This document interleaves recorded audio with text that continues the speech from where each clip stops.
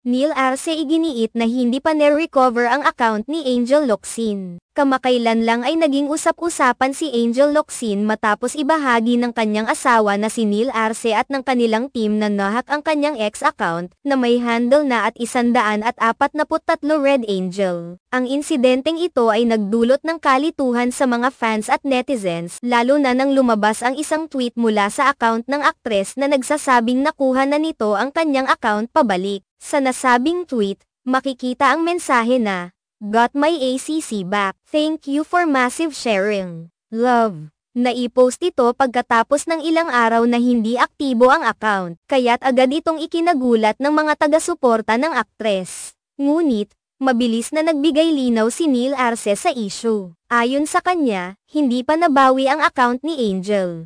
At ang mensaheng lumabas mula dito ay hindi galing sa kanilang pamilya. Sa isang Instagram story post, ipinaliwanag ni Neil na hindi pa nila nakuha ang account ni Angel, at sila rin mismo ang magbibigay ng formal na abiso kapag na-recover na ito. Account not yet recovered. We will be the one to inform everyone if we got it back already, ani Neil sa kanyang pahayag. Matapos ang insidenteng ito, nagkaroon ng agam-agam ang mga taga-subaybay ni Angel Locsin at mga netizens tungkol sa seguridad ng mga social media accounts ng mga kilalang personalidad. Ang pagkahak ng account ng aktres ay nagbigay diin sa mga posibleng panganib na dulot ng cyber attacks, at kung paano ito nakakaapekto sa privacy ng mga tao. Marami ang nag-alala sa posibilidad na may mga personal na impormasyon o mensahe na maaaring magamit ng mga hindi kilalang tao na may malasakit sa mga hacker. Sa kabila ng isyong ito, nagpatuloy ang pagpapakita ng suporta ng mga fans ni Angel, na patuloy na nag-aabang ng mga updates tungkol sa kalagayan ng kanyang account.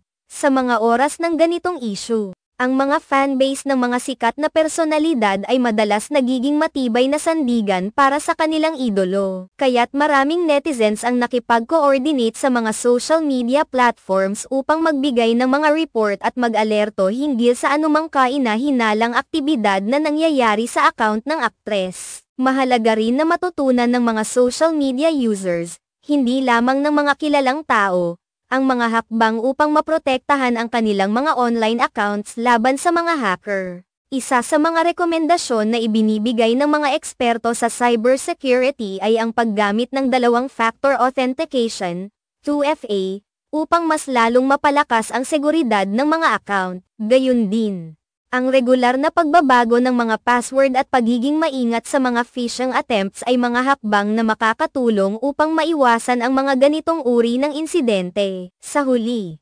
nakatulong ang insidenteng ito upang maging mas mapanuri at alerto ang publiko hinggil sa kahalagahan ng online security. Naway maging leksyon ito para sa lahat, lalo na sa mga personalidad at influencers, na palaging maging maingat sa kanilang mga online na aktibidad at personal na impormasyon.